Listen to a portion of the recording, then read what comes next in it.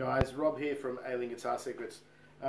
Today I want to talk about picking and how to get your picking clean and to the next level. Now I've got a bit of delay on, so I'm going to take the delay off so you can actually hear the sound dry. Excuse me for a sec.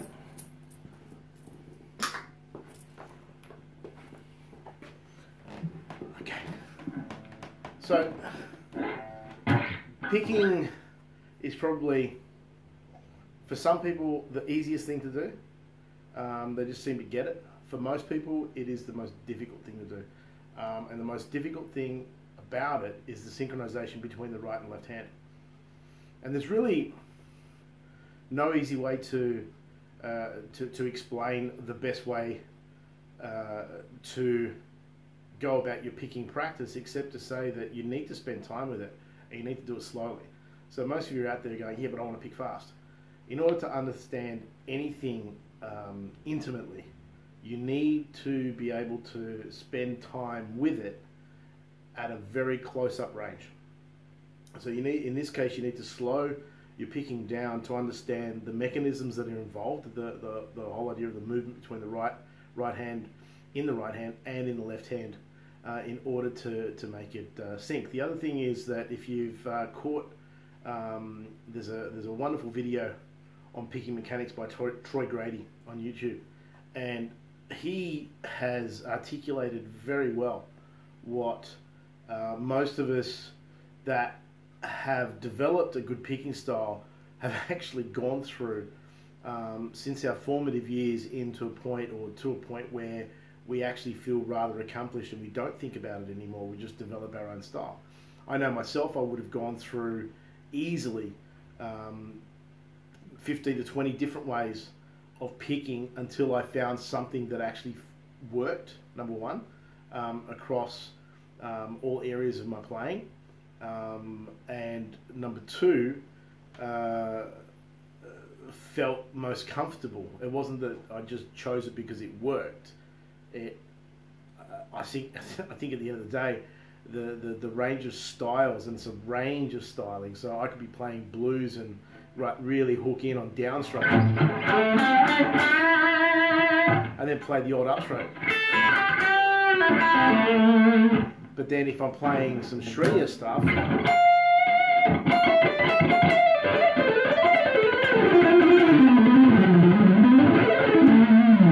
then there's a lot of alternate picking that's going on. Now, when it comes to economy picking, quote unquote, it's not that I'm not a big fan. I look at it and I understand the appeal of it in terms of its smoothness for legato work.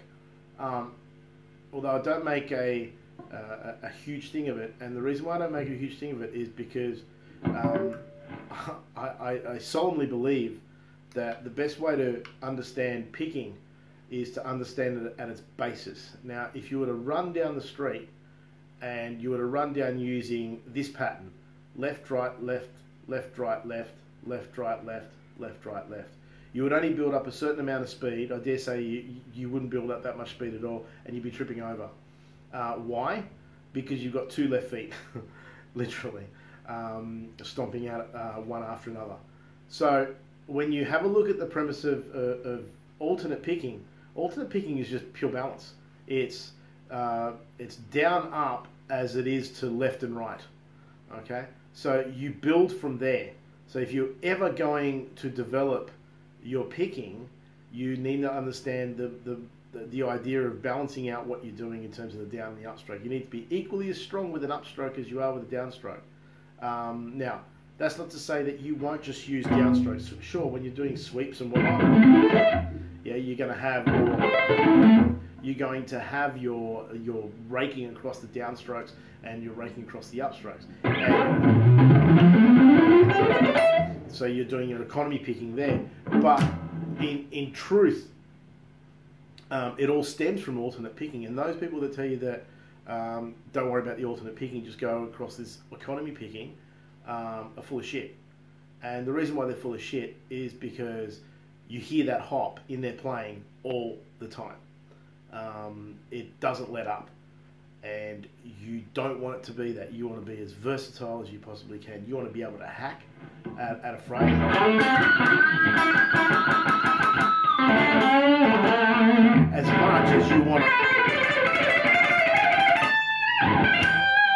as much as you want to shred your ass off, or for our American friends, shred your asses off, as much as you possibly can. So it's just a case of slowing it all down and bringing it down to its bones, to its absolute skeletal bones, the skeletal structure. And really what you've got is down and up, and then you have synchronization between the picking hand and the fretting hand. Now, I broke this up into exercises for myself where I'd be sitting, honestly, sitting on my bed, sitting in front of the TV, just not doing anything with the left hand in particular, and just going across the string, 8 beats across the strings like that, and then moving across the next string. And I'd be experimenting with different ways to pick. Now, I remember when I was a kid, I was very much a flat picker. So the hand was up in the air like that. So as you can see, not really anchored to anything. And just picking up and down, hitting the full surface area of the pick. So there's a problem with that, because as you strike the string with the full surface area, with the full face of the pick across the string's under tension, so the string creates resistance or friction. Okay, then the pick itself, depending on the gauge of pick that you're using, it also is rather flexible. So what happens is you just get this drag. So it's almost near impossible to try and get an alternate picking technique going without it sounding sticky and clunky. And you can't really develop a consistent high-speed technique that way, purely and simply because of the engineering of it, the aerodynamics of it. So you need to be able to look at that and change it. So one of the things that I immediately did was to anchor my hand. Now, plenty of us do that, where we just kind of go like that, and we just anchor. But one of the remarkable things that changes in your picking style just because you anchor is the fact that you're actually now stuck in one spot. It means that you start to rotate and start to slant the pick. And what that does is it changes the angle of approach, or the attack angle. And so one of the things that I noticed was that you end up rotating the pick about 45 degrees, and Troy Grady went through this as well. You rotate the pick to somewhat, and what you end up doing is you end up striking the string still under tension, but now you're going to apply less tension or less force onto the string to get over the string. So by rotating it, you're actually hitting the string with a leading edge. That allows the pick to glide over the string with less resistance. And then on the way back, you're actually striking the string on an upstroke with a trailing edge. And I started to notice on my picks that you would wear away one edge, and it would always be the opposite edge. You would never strike two edges on the same side of the pick, right? And it was because of the rotating angle that you placed upon the actual string itself. So by doing that, now you can get a real crappy sound where it sounds really scratchy, and that would suggest that the pick angle is too steep, or too acute. It sounds like that. So I'm muting the string so you can actually hear the difference in the tonality really well. So that's rather scratchy. Now that's at almost 90 degrees to the string angle. So as I bring it back, you listen for the tone change until we get to the flat angle. Now all of a sudden it gets sticky and it gets really hard to keep consistent. So you want to find somewhere in between, like that. Now, as I was saying before, with the hand being anchored on the actual guitar body itself, it makes your hand a lot more stable. The other thing that it does is it forces the palm of your hand down onto the bridge, creating a palm mute. But it also helps you to keep quiet the other strings that you're not picking. One of the things that you have to do, though, is as you come up, you'll notice that you start rotating the wrist, which means you're cutting your rune. So the pick angle is always changing. By the time you come back to the top, now you're flat picking again. So one of the things that you wanted to do, well, this is what I developed for myself, one of the things that you wanted to do was to actually come across the strings with the hand. That way,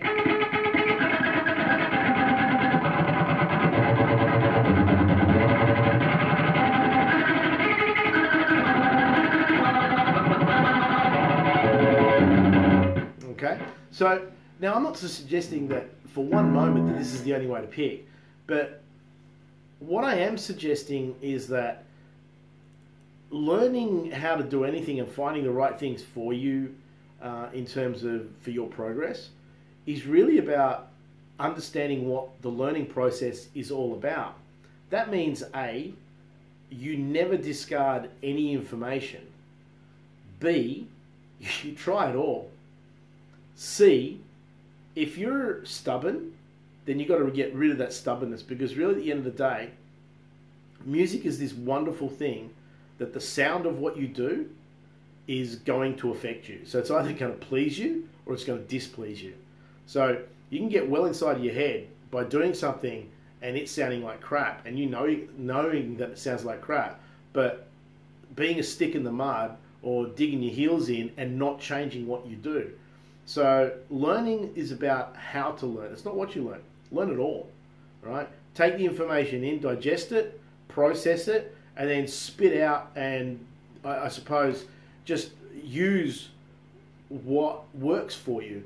So what works for you is going to be the best audible results, and it's going to be in alignment with how you are as a player and what you do and what you sound like. And so, again, it all comes down to your own personal viewpoint. But yeah, just absorb the information, absorb all forms of information, but really make a study out of it. And if you make a study out of it, just as I've done with my picking technique over the years, you get some really good results. And you know, I know that when I show a student, you know, these simple exercises going across the street, they think I'm mad. All right, but it works so well because you're spending time. You know, to spend 5 hours a week just doing mere exercises is going to be boring. But you can spend 10 minutes quality time or 15 minutes quality time on one element of your playing and really focusing in on it like a meditation. And because you do that, you'll ask better questions and you'll receive much better answers, I promise you. Right, so that aside, that's just the right hand. Now we've got to build the sync with the left hand. So, you know, I was just talking about doing mindless exercises for hours and hours and hours. A couple of exercises that you want to do is you want to make sure that you're able to do the fast stuff on one string, not just with one finger. That's just tremolo picking. You can do that just with the right hand on one string, and then if you wanted to move it around to make it a bit more musical, you know, for obvious reasons to stop you from getting bored, then just do it like that. So that's, say, exercise number one. A second exercise would be to actually put more notes on a string. So if you've ever listened to Paul Gilbert, actually there are a number of players that use this one particular 6-note picking pattern, and the reason I think we all use it, and I'm one of them, and I think the reason why we all use it, A, to warm up, B, to align ourselves, and C, if we're teaching, to teach, is because it does such a great job at really focusing in on the core components of being a wonderfully crisp picker. So Ingvar Malmsteen used this pattern, or was the first one that I think I stole it from, as I'm sure multiple people were influenced by. And what it is A, it's a tongue twister for the brain, for the left hand, because you're going to start off. Let's say we start off here on the 13th fret. So we're going to start off with our third finger and on downstroke. Then we're going to go back to the 10th fret on the first string as well, and we're going to do an upstroke. So then we're going to climb up to the 12th fret with a downstroke, back up to the 13th fret with an upstroke. Then we're going to go to the 12th fret with the downstroke. then we're going to go and finish off the pattern on the 10th fret with an upstroke. So we got 1, 2, 3, 4, 5, 6.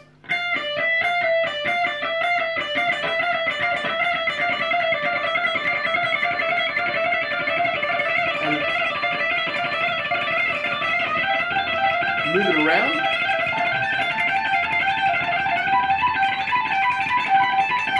So you really want to study it. I mean, I know I'm going a bit fast there, and I don't want to come across as flippant or a bit of a smartass because I can do it reasonably fast. But I do want you to understand that from small things, big things grow. So that for me was really difficult. I'll tell you what was difficult about it. And if you try it, I dare say that you might find that the same thing happens in your playing and your practice at this one exercise. When I used to do it, I started out okay. I understood the premise of the whole phrase, yeah? 1, 2, 3, 4, 5, 6. But every time I tried to put combinations of 2 together, one remarkable thing would happen. The first one was okay. And then the second one, I went down to the 12th fret. So I immediately wanted to just descend. Okay? So we all know that one. I mean, and that was just 1, 2, 3, 4, 1, 2, 3, 4, 1, 2, 3. But that's a 4-beat pattern. That's a 6-beat pattern. And it's a unique 6-beat pattern. And it was something that when Yngwie came out in the early to mid 80s, there were quite a few things that he was doing that other players weren't doing. They weren't approaching the guitar anywhere near as percussively, like rhythmically, as he was in the faster sets where he was doing, you know, triplet picking as well as, you know, 16ths and whatnot, and it was just flawless, absolutely flawless. If you go and have a look at some footage from 1984 on the Alcatraz tour, the Metallic tour, or the live in '85 when he broke away from Alcatraz and went on his own with Rising Force. That first Rising Force concert in Japan blew my mind. I'll never forget. It was a Saturday morning. I was eating my breakfast, and then this big, you know, Viking guy just came on and just, I think they did I'll See the Light Tonight, and I just lost my shit. And I had to go out and buy the video that day, and I had to go and buy the album Marching Out because of the song, which was I'll See the Light Tonight. And I just literally wet myself over that video for the next 6 months. He's trying anything different. So this video is all about picking, and it's all about just focusing in on one element of your playing that you can fix, like today, like now, if you spend some time with it. And I just want to give you one more exercise, so a third exercise, if you like. I think a third exercise would be, for your picking practice, doing 3 notes and then jumping across the string. So another Paul Gilbert exercise here. Well, he got one from Malmsteen, and then I'm getting one from him. So one of the most beautiful exercises, again an alternate picking pattern, but a 4-note pattern, was to say start on the 2nd string on the 10th fret and go 10, 12, 13, alternate, and then pick on the 1st string at the 10th fret with an upstroke, and then come back down again. 1, 2, 3, 4, 5, 6. So it's another 6-note pattern. My mistake. 1, 2, 3, 4, 5, 6. And what this addresses is changing the string. So now the other thing that you should do with this, and be very mindful, is not just starting on the downstroke. You can start on the upstroke as well, which will then put the string crossing on the opposite stroke. So right now the first one is down, up, down, up, down, up, down, up, down, up, down. And the down on the end there is actually the start of the pattern again. 1, 2, 3, 4, 5, 6. 1, 2, 3, 4, 5, 6. Okay? So we're going to make that the opposite. So instead of starting it down, we're going to start on up. 1, 2, 3, 4, 5, 6. 1, 2, 3,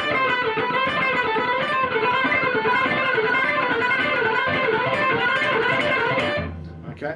So if you practice those three elements of your picking pattern, and you take them across the strings to make them musical. Put them in key and take them across the modes linearly, diatonically if you like, just in intervals in terms of in fourths and fifths if you like on thirds. But really make a practice of it and try and understand it. And the way that you understand it is to really go through and think about your picking. And think about how it feels underneath the hand and how it strikes the string. And is it crisp or does it sound really scratchy? Now, even with the scratching sound, you might actually want that for when you do the harmonic, so you can really dig it.